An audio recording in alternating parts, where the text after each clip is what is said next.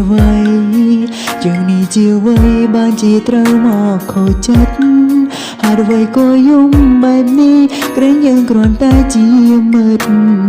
បើជាមិត្តត្រូវតែត្រេកអរចិត្តធួងហែងគេម្នាក់ឯងច្រើនពេកហើយតាំងពីដើមឡើយក្រែងស្ម័គ្រធ្វើអ្នកកំដរអារម្មណ៍នេះគិតពីអ្វីបើគ្រប់យ៉ាងប្រែជាល្អសោះនឹងរវល់កំដរគេទៀត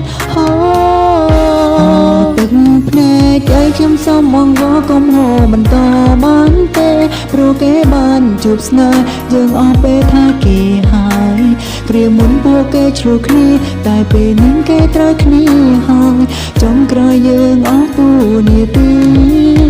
ទឹកភ្នែកឲ្យខ្ញុំសុំមងវកុំហូរទៀតបានទេយើងមិនមែនគូស្នេហ៍ថាគេបានត្រឹមពេលខ្លី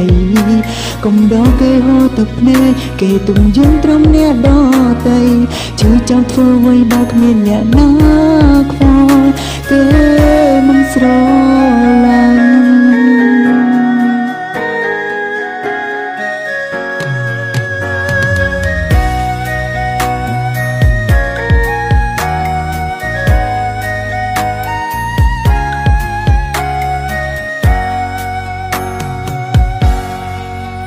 ទឹកភ្នែកហូរទប់មិនបានព្រោះហេតុអ្វីយើងនេះជាអ្វីបានជាត្រូវមកខូចចិត្តហេតុអ្វីក៏យំបែបនេះក្រែងយើងគ្រាន់តែជាមិត្តបើជាមិត្តត្រូវតែត្រេកអរចិត្តធួងហែងគេម្នាក់ឯងច្រើនពេកហើយតាំងពីដើមឡើយក្រែងស្ម័គ្រធ្វើអ្នកកំដរអារម្មណ៍នេះគិតពីអ្វីបើគ្រប់យ៉ាងប្រែជាល្អសោះនឹងរវល់កំដរគេទៀត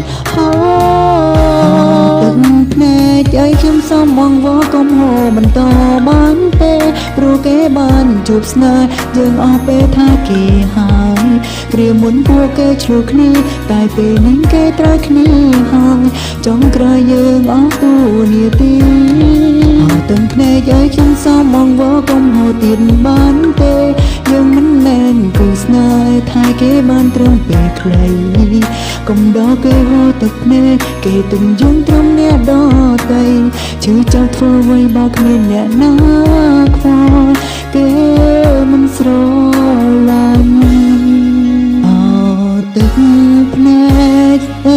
សុំមងវកុំហូរបន្តបានទេព្រោះគេបានជួបស្នេហ៍យើងអស់ពេលថាគេហើយគ្រាមុនពួកគេឆ្លោះគ្នាតែពេលនេះគេត្រូវគ្នាហើយចុងក្រោយយើងអស់ទូនាទីទឹកភ្នែកឲ្យខ្ញុំសុំមងវកុំហូរទៀតបានទេយើងមិនមែនគូស្នេហ៍ថាគេបានត្រឹមពេលខ្លីកុំដកគេហូរទឹកភ្នែកគេទុំយើងត្រឹមអ្នកដតីជឿចង់ធ្វើអ្វីបើគ្មានអ្នកណា